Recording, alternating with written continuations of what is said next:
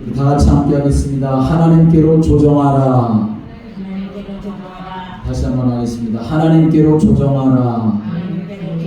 여러분 말씀의 제목입니다. 하나님께로 조정하라. 여러분 조정이라고 하는 말이 무슨 의미냐면 요즘 한참 이제 모내기를 하지 않습니까? 모내기를 하려면 준비를 해야죠. 지난 가을에 이제 별을 다 뺀 그 자리에다가 그대로 모를 낼 수가 없는 것이요. 별을 다 뺀 자리, 그 논을 다 갈아엎고 그리고 쓰레로 다 그 논의 흙을 잘게 깨부시고 그리고 또 거기에 물을 대고 해서 모가 잘 심겨질 수 있도록 그 땅을 잘 고르고 또 조절을 해야 모를 제대로 심을 수가 있는 것이지요. 아무리 모가 잘 자라났다 하더라도 모를 심을 논을 그렇게 잘 조정해 놓지 아니하면 절대로 좋은 농사를 지을 수가 없는 것이겠죠. 이 조정이라고 하는 말은 무엇인가를 하기 위해서 조절하고 그리고 정돈하는 것, 그것을 조정이라고 말하는 것입니다. 신앙생활하는 데 있어서도 이렇게 조정을 해야 할 필요가 있습니다. 우리의 마음과 생각도 하나님께 조정을 해야 하고 우리의 삶도 하나님께 조정을 해야 합니다. 그렇지 않으면 하나님 앞에 믿음으로 살아갈 수도 없고 온전한 예배자로 살아갈 수도 없고 하나님 말씀에 순종하며 살아갈 수도 없고 하나님의 복과 은혜도 누릴 수가 없겠지요. 구약성경 사무엘상 15장을 보면 어느 하나님이 사울 왕에게 사무엘 선지자를 통하여 말씀을 하십니다. 무슨 말씀하시냐면 너는 나가서 아말렉과 싸워라. 이스라엘 백성들이 애굽에서 나올 때 이 아말렉이 이스라엘 백성들을 대적한 것을 하나님께서 벌하시겠다라고 이렇게 말씀을 하십니다. 그러시면서 사울 왕에게 백성들을 이끌고 나가서 이제 아말렉과 싸우는데 그런데 아말렉을 쳐서 그들의 모든 소유를 하나도 남기지 말고 다 진멸하라라고 이렇게 말씀을 하십니다. 그래서 사울 왕이 아말렉과 싸우는데 완전 승리를 합니다. 그런데 문제가 생겼어요. 하나님이 남녀노소 짐승까지 막론하고 모두 다 진멸하라 라고 이렇게 말씀을 하셨는데 이 사울 왕이 어떻게 합니까? 가치 없고 하찮은 것들, 그런 것들은 전부 다 진멸을 하지만 아말렉의 왕 아각도 죽이지 아니하고 그리고 그 아말렉에 있었던 그런 소와 양들 중에 또 아주 살찌고 기름지고 좋은 것들은 죽이지 않고 산채로 다 자기가 끌고 오게 되어집니다. 결국 이 일로 인하여서 어떻게 되어지냐 하면 사울 왕이 하나님께 버림을 받게 되는 결과를 맞게 됩니다. 그때 하나님이 사무엘 선지자를 통해서 하시는 말씀이 무슨 말씀이냐 하면 순종이 제사보다 낫고 듣는 것이 숫양의 기름보다 나으니 이는 거역하는 것은 점치는 죄와 같고 완고한 것은 죽은 우상에게 절하는 것과 같다라고 이렇게 말씀을 하십니다. 우리가 신앙생활하면서 순종해야 한다라고 하는 것은 누구나 다 아는 사실입니다. 하나님의 말씀에 순종하고 교회의 권위에 순종해야 한다는 것 누구나 다 알고 있습니다. 그러나 막상 하나님의 말씀에 순종하려고 하면 그것이 그렇게 결코 쉬운 일은 아닙니다. 순종은 말이 아니고 행동이기 때문에 그런 것이요. 하나님의 말씀을 머리로 이해하는 것은 결코 어렵지 않습니다. 그러나 그 말씀을 내 삶 속에서 살아내려고 하고 그 말씀으로 내 삶이 변화되는 것은 그렇게 쉬운 일은 아닙니다. 왜냐하면 삶의 변화라고 하는 것은 순종을 통해서만 가능해지기 때문에 그런 것이요. 다시 말하면 그렇다면 이 순종이라고 하는 말을 좀 풀어서 말한다면 오늘 말씀해 주신 것처럼 내 삶을 하나님께로 조정해야 그것이 가능한 것이지, 내 삶을 하나님께로 조정하는 바가 하나도 없으면서 내가 하나님의 말씀에 순종하겠다, 하나님의 은혜를 받겠다, 하나님의 복을 받겠다 라고 하는 것은 아주 어리석은 일이 되고 마는 것이지요. 내가 예를 들어서 주일날 예배를 드리는 사람으로, 하나님께 영광 돌리는 사람으로 삶을 살아가기 위해서는 예배를 위해서도 삶을 조정해야만 합니다. 토요일도 너무 늦지 않게 자고, 주일 아침에 일찍 일어나서 예배 시간 늦지 않도록 시간을 잘 조정하고, 몸과 마음도 그렇게 잘 조정을 해서 하나님 앞에 나와 예배를 드려야 그것이 온전한 예배가 될 수가 있는 것이지, 그러한 조정의 부분을 다 빼뜨려 버린다고 하면 우리는 온전한 예배자로 설 수가 없는 것이죠. 그렇습니다. 하나님의 뜻을 알고 순종하려면 우리 인생을 하나님의 뜻에 맞게 조정을 해야 합니다. 평상시대로 살아가면서 우리가 있던 그 자리에 그냥 머물러 있으면서 그렇게 우리가 하나님의 사람으로 살 수 있고 하나님과 동행하며 살 수가 있을까요? 결코 그렇지가 않다는 사실을 우리는 알아야 합니다. 성경에 보면 그런 사람들을 우리는 많이 볼 수가 있지요. 믿음의 조상이라고 불리는 아브라함도 마찬가지입니다. 어느 날 하나님께서 아브라함을 찾아오셔서 너는 내가 지시할 땅으로 가라. 너 친척 본토 아비집을 떠나서 내가 네게 지시할 땅으로 가라. 내가 너를 복의 근원 삼겠다. 하나님 이렇게 말씀을 하시지요.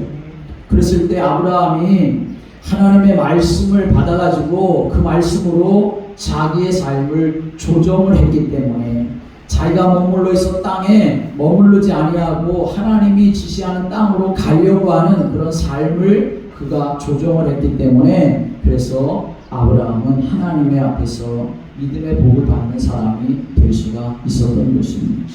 모세도 마찬가지지요.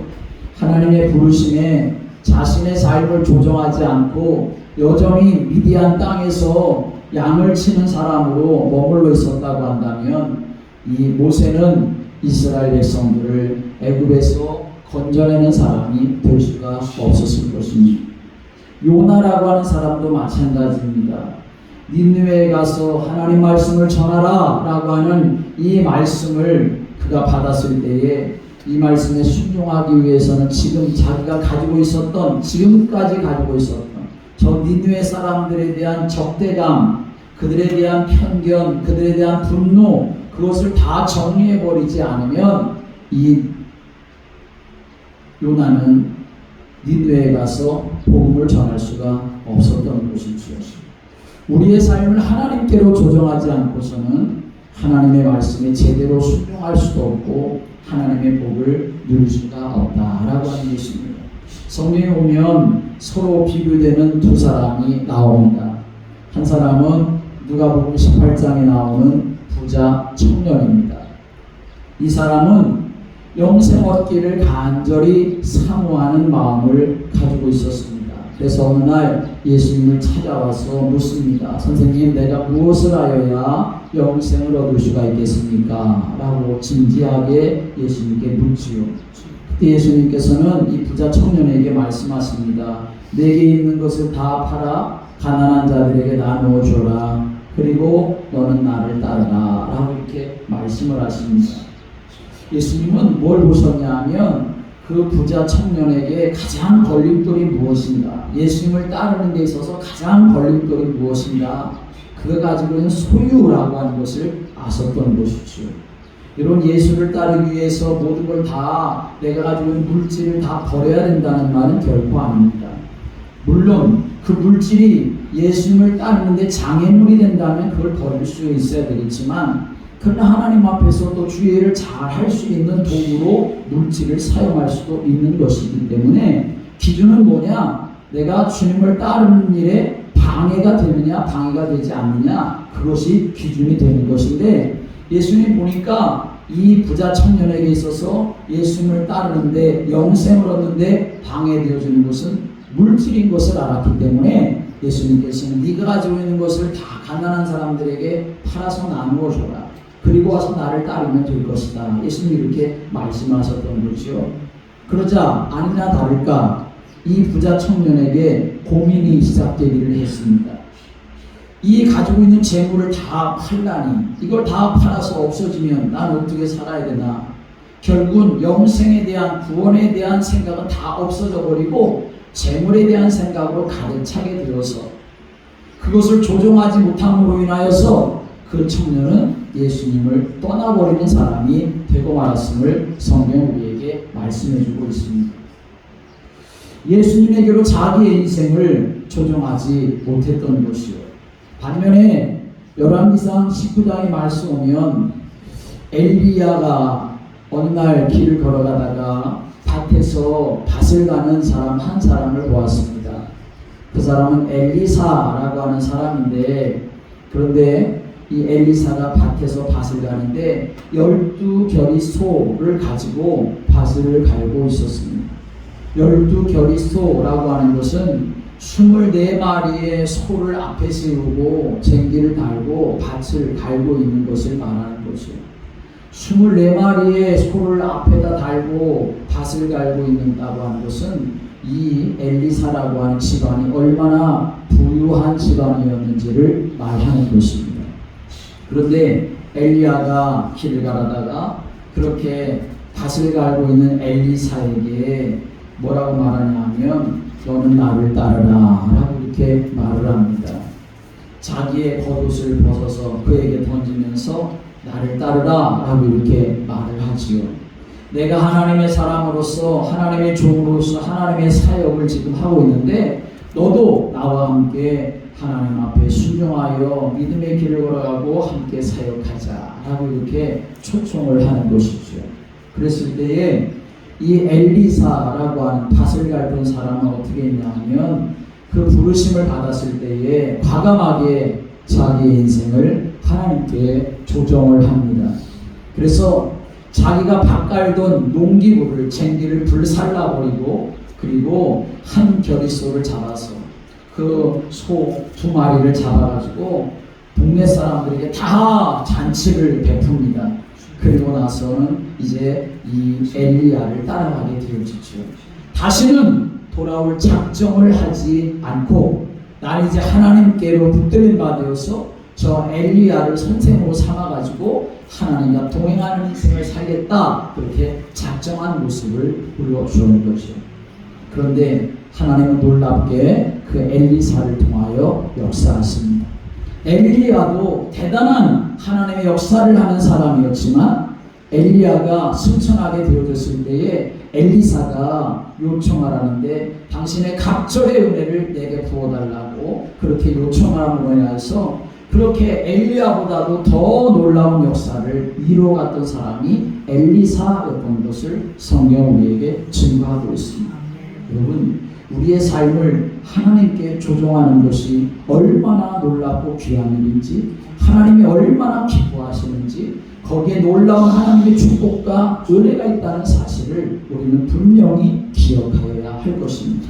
그래서 하나님 앞에서 하나님, 내가 내 삶이 하나님을 향하여 주의 나라와 복음을 위하여 조정되어지고 내가 그렇게 하나님 앞에 쓰임받는 인생으로 살아가기를 간절히 소원하는 그런 마음을 갖게 되기를 주님의 이름으로 축복합니다. 많은 사람들이 하나님의 놀라운 기적을 체험하지 못하는 것은 성경에 대한 지식이 없기 때문에 그런 게 아닙니다. 믿음 생활을 오래 하지 않았기 때문에 그런 것도 아닙니다. 자신의 삶을 조정하지 않기 때문에 그런 것입니다.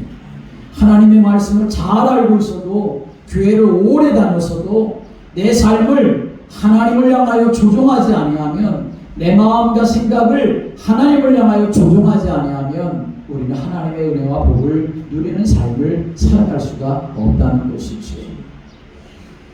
여러분, 우리뿐만 아니라 예수님조차도 그렇게 하셨습니다. 예수님은 하나님의 뜻을 이루기 위해서 예수님이 하늘의 영광을 다 내어버리고 이 땅에 사람의 몸을 입고 내려오신 것 아닙니까? 이건 바로 예수님조차도 당신의 삶을 조정하셨다는 것입니다. 그렇기 때문에 결국은 우리 인생들에게 구원받을 수 있는 구원의 문이 열려지는 역사가 일어나게 되었던 것이죠. 오늘 저와 여러분들에게도 이런 은혜가 있게 되기를 주님의 이름으로 축복합니다. 교회를 다녀도 그저 다니는 듯 아닌 다니는 듯 다니나 마나한 그런 인생이 아니라 내 삶이 날마다 조금씩이라도 하나님을 향하여 조정되어지고 말씀으로 내 삶을 조정해서 천국을 향하여 나아갈 수 있는 믿음의 성도가 되어야 할 것입니다. 그렇기 때문에 이 조정이라고 하는 것은 선택이 아니라 필수라고 하는 사실을 우리가 알아야 합니다. 얘기하겠습니다. 조정은 선택이 아니라 필수입니다. 조정은 선택이 아니라 필수입니다. 오늘 본문의 말씀이 바로 이런 내용을 담고 있습니다. 예수님은 하나님 아버지의 뜻에 순종하기 위해서 자신의 삶을 조정하셨습니다. 32절의 말씀에 보니까 이렇게 말씀하죠. 예루살렘으로 올라가는 길에 예수께서 그들 앞에 서서 가시는데 그들이 놀라고 따르는 자들은 두려워하더라 라고 말씀하는데, 여기 앞에 말씀은 예루살렘으로 올라가셨다 라고 말씀하십니다. 예루살렘으로 올라가셨다. 그럼 지금까지는 어디 계셨느냐? 지금까지는 예수님이 갈릴리에 계셨다라고 하는 것이죠. 여러분, 예수님의 사역을 둘로 나누어 볼 수 있는데, 하나의 사역은 갈릴리의 사역이었고, 그리고 두 번째 사역은 예루살렘 사역이었습니다. 예수님의 초기 사역은 갈릴리에서 진행되었고, 그리고 이제 후반부 사역은 예루살렘에서 하셨습니다. 자, 그런데 예수님의 갈릴리 사역은 어떤 사역이었느냐? 굉장히 화려한 사역이었습니다. 수많은 기적과 능력을 행하시는 사역이었습니다. 물로 포도주를 만드시는 사건을 시작으로 해서 12년 동안 혈루증으로 앓던 여인을 고치시고, 죽은 야이로의 딸도 살리시고, 귀신 들린 자들을 고치시고, 심지어는 풍랑을 잔잔하게 하시고, 물 위를 걷기도 하시고, 오병이어로 수많은 사람들을 먹이시는 그러한 놀라운 일들이 다 어디에서 일어났냐? 갈릴리에서 일어났습니다. 그래서 예수님이 가시는 소문이 들리는 곳마다 수많은 사람들이 예수님을 만나려고 예수님께 모이게 되어지는, 마치 그저 이 시대의 한 인기스타, 대단한 인기스타와 같은 그런 모습을 이 갈릴리에서 예수님은 가지셨던 거죠. 그런데 예수님께서 갈릴리를 떠나서 예루살렘으로 지금 가셨다라고 말씀합니다. 왜 예수님은 그렇게 화려하고 그렇게 대단하고 사람들 앞에 환영받고 사람들이 모이는 그런 갈릴리 사역을 이제는 접고 그리고 예루살렘으로 가셨을까요? 예루살렘은 사실 예수님을 환영하는 곳이 아니었습니다. 물론 예수님이 예루살렘으로 막 들어오실 때에는 수많은 사람들이 예수님을 환호하고 예수님을 맞아들였죠. 호산나 호산나 하면서 다윗의 자손이여 찬송을 받으실지도 하면서 그렇게 예수님을 막 환영했지만, 그러나 그 외침이 끝나기도 전에 예수님은 예루살렘에서 수많은 종교 지도자들에게 공격을 받으시게 되었습니다. 물론 예수님이 이런 사실을 모르시고 예루살렘으로 오시는 것이 아니었습니다. 그래서 오늘 본문의 말씀 보면 예수님이 제자들에게 이렇게 이제 말씀을 하시죠. 33절의 말씀 보면 이렇게 말씀합니다. 33절 같이 읽어볼까요? 시작. 보라, 우리가 예루살렘에 올라가노니 인자가 대제사장들과 서기관들에게 넘겨짐에 그들이 죽이기로 결의하고 이방인들에게 넘겨주겠고, 또 34절, 그들은 능욕하며 침뱉으며 채찍질하고 죽일 것이나 그는 3일 만에 살아나리라 하십니다. 아멘. 예수님이 예루살렘으로 들어오시는데, 예루살렘에 오시면 어떤 일을 예수님이 당할 것이라고 하는 것을 예수님이 잘 알고 계셨습니다. 수많은 종교지도자들에게 공격을 당하게 되어지고, 그 사람들이 예수님을 죽이기로 결의를 하고 이방인에게 넘겨주고, 예수님은 결국 능력받고 침뱉음을 당하고 채찍들 당하고 십자가에서 죽을 것이라는 것을 예수님이 아셨습니다. 예루살렘으로 오시고 예루살렘으로 가는 그 길은 십자가의 길이라 라고 하는 것을 예수님이 아셨다는 것이죠. 그런데 그럼에도 불구하고 예수님께서 굳이 예루살렘으로 그렇게 당당하게 올라가신 이유는 무엇이겠습니까? 예루살렘에서 십자가를 지고 죽는 것이 하나님의 뜻이라는 것을 아셨기 때문에 그런 것입니다. 온 인류를 구원하기 위해서 하나님 아버지께서 세우신 그 태초부터 세우신 그 계획, 그것을 예수님이 아셨기 때문에 하나님의 계획을 이루기 위해서 예수님은 당신의 삶을 조정하셨다라고 하는 것입니다.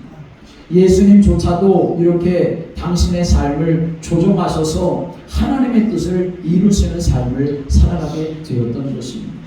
예수님만이 아닙니다. 성경을 보면 대부분의 모든 하나님의 사람들은 하나님께로 자신의 삶을 조정하고 순종했습니다. 그래서 결국은 그들이 하나님의 뜻을 이루어가는데 쓰임받는 믿음의 사람이 될 수가 있었다는 것이죠. 하나님에게 자신의 삶을 조정하기 위해서 때로 그들은 값비싼 대가를 치러야 하기도 했습니다. 가족을 떠나야 하기도 했고 조국을 등지기도 해야 했고 세속적인 삶의 목표와 자기가 추구하던 모든 이상 그런 것들도 다 뒤로 하기도 해야 했고 어떤 사람들은 정말 자기가 할 수 없는 그런 모든 것들을 다시 하나님 앞에서 갱신하며 하나님의 사람으로 세워가기 위해서 애쓰고 수고하는 그런 조정의 삶이 있었기 때문에 하나님 앞에 쓰임받을 수가 있었다는 것입니다. 오늘 여러분 하나님 앞에 나의 삶을 조정하고 하나님이 기뻐하는 사람으로 세워가는데 힘쓸 수 있는 성도들 되시기를 주님의 이름으로 축복합니다. 나의 삶을 하나님을 향하여 조정하려면 우리는 어떻게 해야 되느냐? 함께 하겠습니다. 예수님을 따라가야 합니다. 예수님을 따라가야만 나의 삶이 하나님을 향하여 조정될 수가 있는 것입니다. 오늘 성경 우리에게 말씀하는데 32절에 이렇게 말씀하지요. 예루살렘으로 올라가시는 길에 예수께서 그들 앞에 서서 가셨다라고 말씀합니다. 함께 하겠습니다. 그들 앞에 서서 가셨습니다. 예수님이 뒷짐지고 뒤에서 너희들 한번 가봐라 그렇게 말씀하시면서 예수님이 뒤에서 주춤하셨던 것이 아니라 예수님이 어떻게 하셨느냐? 예수님이 그들 앞에 서서 가셨다라고 하는 것을 우리에게 말씀합니다. 여러분 이 말씀은 우리에게 아주 중요한 의미를 가지고 우리에게 중요한 의미를 주고 계시는 것입니다. 왜 예수님이 제자들 앞에 서서 가셨을까요? 그건 분명하죠. 제자들에게 나를 따라오라 라고 말씀하고 계시는 것입니다. 예수님께서 앞에 서서 가신 것은 나를 따라오라 라고 하는 무언의 명령인 것이고 설교라고도 말할 수가 있습니다. 예수님 자신이 하늘아버지의 뜻을 이루기 위해서 당신의 삶을 조정하고 이제는 갈릴리에서 예루살렘을 향해서 가는 것처럼 너희들도 하나님 아버지의 뜻을 이루기 위해서는 너희들의 자신의 인생을 조정해가지고 하나님께로 나아가야 된다라고 하는 것을 말씀하고 계시는 것입니다. 그런데 만약 그럴 때에 예수님 혼자 가십시오. 저는 가기 싫습니다. 라고 한다면 어떤 일이 일어나게 되겠습니까? 부자 청년처럼 예수님을 떠나는 사람이 될 수밖에 없을 것이고 하나님의 의를 이루는 삶을 살아갈 수가 없겠지요. 여러분 우리가 믿음을 말하는데 믿음이라고 하는 것이 무엇이겠습니까? 믿음이라고 하는 것은 주님을 따르는 것입니다. 믿음은 성경의 지식을 갖는 그 정도를 말하는 것이 아닙니다. 교회 오래 다녔다고 믿음이 좋으냐 안 좋으냐 말할 수가 없습니다. 교회에서 어떤 직분을 가졌다는 것이 믿음을 말할 수 있는 척도가 될 수가 없습니다. 믿음이라고 하는 것은 예수님을 주인으로 삼고 그분을 따르는 것입니다. 믿음이라고 하는 것은 정말 예수님을 따르기 위해서 나의 삶을 얼마나 그 사람이 조정하면서 삶을 살아가느냐 그것이 그 사람의 중요한 믿음의 모습이 될 수가 있는 것이죠. 근데 오늘 32절에 이렇게 말씀을 합니다. 32절의 말씀에 보면 그들이 놀라고 따르는 자들은 두려워하더라 라고 말씀합니다. 예수님이 예루살렘으로 올라가시는데 앞장서 가지고 이제 예수님이 가시는데, 그런데 그 예수님을 바라보는 사람들 두 종류의 사람이 있었습니다. 오늘 여기 보면 그들이라고 하는 말씀도 있고 따르는 자들이라고 하는 말씀이 있는데, 그들은 놀라고 따르는 자들은 두려워하더라 라고 이렇게 말씀하는데, 여기 그들은 누구를 말하냐? 예수님을 따르는 제자들을 말하는 것이고, 따르는 자들은 예수님 주변에 있었던 많은 무리들을 말하는 것입니다. 이 그들, 이 제자들은 예수님이 지금 갈릴리에서 사역을 다 뒤로하고 예루살렘으로 당당하게 지금 나아가는 그 모습을 보고 제자들은 놀라워했다라고 말하고 있는 것입니다. 왜 예수님이 지금 그 예루살렘으로 가는 그 길을 예수님의 제자들은 놀라워했을까요? 그것은 예수님의 그 모습, 당당한 모습을 보았기 때문에 그랬던 것입니다. 갈릴리의 사역이 화려했고, 갈릴리의 사역에서 사람들이 그렇게 환호를 하고 갈릴리에서 놀라운 일을 행하셔서 얼마든지 갈릴리에서도 사람들에게 정말 인정받고 인기 스타와 같은 그런 모습을 가져서 갈릴리에서도 여전히 계속할 수가 있었는데, 예루살렘으로 올라가시면 결국은 죽는다라고 하는 것을 아셨음에도 불구하고 저렇게 예루살렘을 향하여 당당히 나아가는 그 모습을 보고 제자들은 놀랐다라고 하는 것입니다. 아, 예수님 저렇게 대단하시구나. 예수님이 저렇게 비장하시구나. 예수님이 저렇게 결의에 차 계시구나. 예수님이 저렇게 하나님의 뜻을 이루기 위해서는 당신의 모든 것도 다 뒤로하고 예루살렘으로 올라가시는구나. 십자가를 향하여 당당히 나아가시는구나. 그 모습을 보면서 제자들은 놀라워했다라고 하는 것을 말하는 것이죠. 그런데 다른 사람들은 또 어땠느냐? 따르는 자들. 이 사람들은 예수님 주변에 있었던 무리들이었는데 이 사람들은 두려워했다라고 이렇게 말하고 있습니다. 염려하고 겁내고, 그래서 예수님이 대제사장들과 부딪히고 대립이 일어나서 언제든지라도 그 예수님이 손해보는 걸 보면 내가 도망가야 되지 않을까, 그런 마음을 가졌다라고 하는 것을 말하고 있는 것이죠. 여러분, 오늘 우리 두 종류의 사람을 바라보면서 믿음의 삶을 살아가고 있는 내가 어떤 모습을 가지고 있는가 하는 것을 우리는 점검해 볼 수가 있어야 할 것입니다.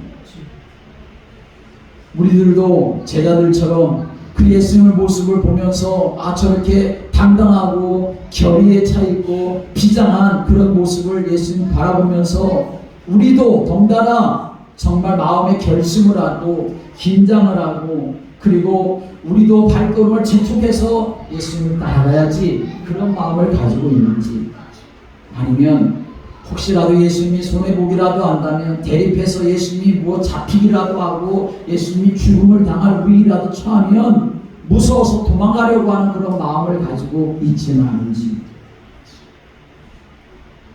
오늘 우리는 믿음의 삶을 살아가면서 어떤 사람은 정말 예수님 앞에 가신 예수님 바라보며 나도 저 예수님 따라가야지, 그런 마음을 가지고 따라가는 사람도 있겠지만, 어떤 사람은 저 예수님 따라가다가 내가 손해보는 거 아니야?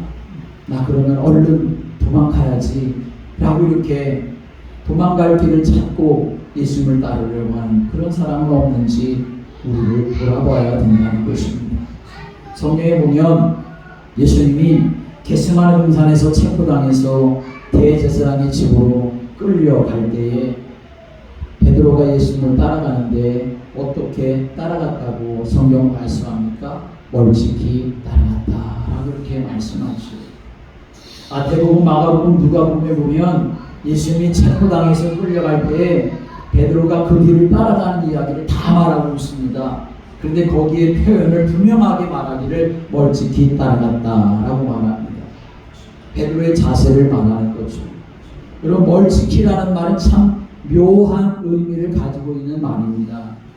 바싹 따르는 것도 아니고 그렇다고 따르지 않는 것도 아닌, 따르기는 하지만 그러나 멀찍이 거리를 두고 따르는 것을 말하는 거지 않습니까? 그렇게 멀찍이 따르다가 어떻게 하겠다는 말입니까? 예수님이 그냥 힘없이 잡혀서 죽으면 그때 거기서 빨리 도망을 가고, 만약 예수님이 그렇지 아니하고 그 반대의 상황이 되어서 예수님 자신이 메시아인 것이 드러나가지고 모든 사람들이 다 그 앞에 무릎을 꿇게 되어지면 당장이라도 자기도 그 앞에 나서가지고 내가 바로 저분의 제자요 라고 그렇게 나서려고 하는 그런 모습을, 이 두 가지의 모습을 다 가진 그러한 것을 우리에게 보여주는 것입니다. 여러분, 우리가 믿음의 삶을 살아가는 데 있어서 이렇게 이것도 아니고 저것도 아닌 것처럼 그렇게 믿음의 삶을 살아가는 모습을 우리는 갖지 말아야 합니다. 뜨겁지도 않고 차지도 않고 미지근한 베드로처럼 멀찍이 그렇게 주춤주춤 그렇게 따라가다가 어떻게 되고 말았습니까? 한 계집종이 베드로에게 와서 당신도 예수의 제자이지 않았습니까? 라고 이렇게 말할 때 이 베드로는 나는 저 예수를 모른다고 부인했었던 것을 성경 우리에게 보여주고 있습니다. 여러분, 우리 믿음의 삶이라고 하는 것은 조종해야만 갈 수가 있는 것입니다. 조종하지 않고서는 결코 믿음의 길을 갈 수가 없는 것이죠. 물론 우리는 연약하니까 쓰러질 때도 있고 넘어질 때도 있고 미움을 받을 때도 있고 그리고 죄 가운데 빠질 수도 있습니다. 그게 사람의 모습이지 않습니까? 그러나 그럴 때도 우리에게는 반드시 다시 일어나서 우리의 삶을 조정해야만, 십자가 앞으로 나아가고 예수 그리스도의 은혜를 사모하는 그런 믿음으로 내가 조정되어져야만 다시 하나님이 받으실 사람이 되는 것이고 다시 예배할 수 있는 사람이 될 수가 있는 것이고 하나님의 은혜를 누릴 수 있는 믿음의 사람이 될 수가 있는 것입니다. 날마다 우리의 삶을 하나님께로 조정해 갈 수 있는 그런 믿음의 성도가 되어야 하겠습니다.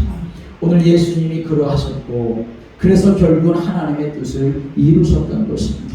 여러분, 예수님이 체포당하시기 전에 겟세마네 동산에서 기도하시지 않습니까? 기도하실 때에 예수님은 거기에서도 당신의 삶을 조종하셨던 것을 우리에게 보여주고 있습니다. 처음에 예수님이 기도하실 때에는 아버지, 이 잔을 내게서 좀 거두어 가십시오. 내가 이거 십자가 이거 내가 꼭 짊어져야 되겠습니까? 이거 너무나 고통스러운 이 십자가 내가 안 당하면 좋겠습니다. 이거 좀 피할 수가 없겠습니까? 그렇게 하나님 앞에 기도하셨던 거죠. 그런데 예수님은 계속 기도하십니다. 어떻게 기도하십니까? 정말 땀방울이 땅에 떨어진 빗방울처럼 되기까지 예수님은 기도하셨던 거죠. 그리고 나서 결론을 내시지요. 그리고 나서 답을 얻으시지요. 그것이 무엇입니까? 내 뜻대로 마시고 아버지의 뜻대로 되길 원합니다. 라고 이렇게 기도하십니다. 여러분, 우리의 삶을 조종한다고 하는 것은 결코 그렇게 쉬운 일이 아니라는 것을 말하는 거죠. 그리고 우리의 삶을 정말 하나님의 뜻에 맞게 조종하려고 하면 우리에게 반드시 뭐가 있어야 되느냐 하는 것을 우리에게 말씀해주고 있는 것입니다. 예수님도 정말 제자들을 데리고서 겟세마네 동산에서 기도하실 때에 졸고 있는 제자들 향해서 내가 고민되어서 심히 죽을 지경이니까 너희들 깨워서 나를 위해서 좀 기도해줘라, 그렇게 말씀하셨던 것입니다. 예수님도 십자가 지는 일이 정말 죽을 만큼 고민스러운 일이셨다는 거죠. 그런데 예수님은 그걸 조종하셨던 것이죠. 어떻게 해요? 내 뜻이 아닌 하나님의 뜻으로 조종을 하셨던 것입니다. 여러분, 우리가 삶을 조종한다는 것은 결코 쉬운 일이 아닙니다. 습관 하나 고친다는 것, 생각 하나 고친다는 것도 결코 쉬운 일이 아닙니다. 그래서 우리에겐 반드시 뭐가 필요하냐? 하나님 앞에 무릎 꿇고 기도하며 하나님의 은혜를 구하는 일이 필요한 것입니다. 예수님이 바로 그렇게 하신 것입니다. 겟세마네 동산에서 심심하니까 시간 때우려고 예수님이 기도하셨던 것 결코 아닙니다. 예수님이 심히 고민하여 죽게 될 정도까지 되시는 이 상황을 놓고 내 뜻이 아닌 하나님의 뜻으로 조정하기 위해서 예수님은 그렇게 아주 심각하게 열심으로 뜨겁게 하나님 앞에 기도하여 하나님 앞에 답을 얻고 그의 인생을 바꾸어 가셨던 것입니다. 오늘 우리도 믿음의 삶을 살아가는데 영적으로 승리하려면 내 영적인 상태를 바라보고 내 삶을 바라보고 내가 조정해 나아가는 삶이 필요한 것입니다. 버려야 될 것을 버리고 고쳐야 될 것을 고치고 다시 내가 소유하고 얻어서 내 마음에 담아야 될 것을 담는 그러한 조정의 삶이 필요한데 그것은 우리의 힘으로 쉽게 될 만한 일이 아닙니다. 내가 아무리 하겠다고 노력하고 애쓰고 수고해도 결코 쉽게 될 수가 없습니다. 누가 역사해야 되냐? 하나님이 역사하셔야 되는 거예요. 성령이 역사하셔야 됩니다. 그러기 위해서 우리는 뭐 해야 되냐? 하나님 앞에 무릎 꿇고 하나님 내 힘으로 할 수 없사오니 성령께서 역사해 달라고 그렇게 기도하는 성도가 되어야만 우리의 삶이 하나님께로 조정되어 줄 수가 있습니다. 신앙생활하면서 일평생 신앙생활하면서도 내 마음과 생각이 하나님께로 조정하지 않는다면 내 삶이 하나님께로 조정되지 않는다고 한다면 그게 무슨 신앙생활이겠습니까? 천국을 향하여 천국의 가치관을 가지고 주님이 원하시는 바를 내 마음속에 품고 내 마음을 그렇게 조정하지 아니하면 그 사람이 천국의 백성이 될 수 있을까요? 하나님의 나라에 들어갈 수 있을까요? 예수를 믿는다고 하는 것은 예수님 내 안에 들어오셔서 나의 삶이 예수님께로 조정되어지는 것을 바라는 것입니다. 그것이 안 되면 예수 믿는 것이라고 말할 수가 없는 것이죠.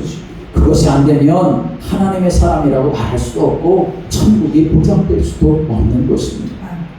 적어도 신앙적인 양심을 가지고 믿음의 삶을 살아가는 사람이라고 한다면 내가 180도 바뀌어지지 않는다 하더라도 그렇게 조정되지 않는다 하더라도 조금씩이라도 나의 삶을 하나님의 말씀으로 조정해가는 그러한 믿음의 모습이 우리에게 있어야 하는 것입니다. 그래서 믿음의 진보를 나타낼 수 있는 그리스도의 장성한 분량에까지 내가 자라가기 위해서 열심을 가지고 믿음의 삶을 살아가는 성도가 되어져야만 우리는 하나님이 기뻐하는 사람으로 세워질 수가 있습니다. 한 주간 동안도 여러분 우리의 삶을 하나님께로 조정해 갈 수 있게 되길 바랍니다. 마음과 생각을 내가 이렇게 살면 안 되지 그렇게 생각하면서 하나님께로 나아갈 수 있는 나의 삶이 그저 먹고 마시는 일에만 몰두하는 것이 아니라 시간을 내서라도 하나님 앞에 잠깐이라도 기도할 수 있는 하나님 앞에서 내가 혼자라도 찬송하고 기도하고 말씀을 보며 하나님 앞에 예배자로 설 수 있는 그런 믿음의 모습이 그런 삶의 조정의 모습이 우리에게 있어야 하는 것입니다. 하나님은 그걸 우리에게 기대하고 계십니다. 하나님 우리에게 그걸 기다리고 계시는 것이죠. 오늘 여러분 한 주일 동안은 내가 그러한 하나님께로 내 마음과 생각과 삶이 조정되어지는 그러한 믿음의 삶이 되기를 주님의 이름으로 축원합니다. 기도하겠습니다. 하나님 아버지 우리가 구원받아 하나님의 자녀가 되었다는 것은 그저 예수님을 믿는 정도가 아니라 예수님을 향하여서 예수님으로 인하여서 예수님께로 우리의 마음과 생각과 삶이 조정되는 것이 바로 믿음인 줄을 믿습니다.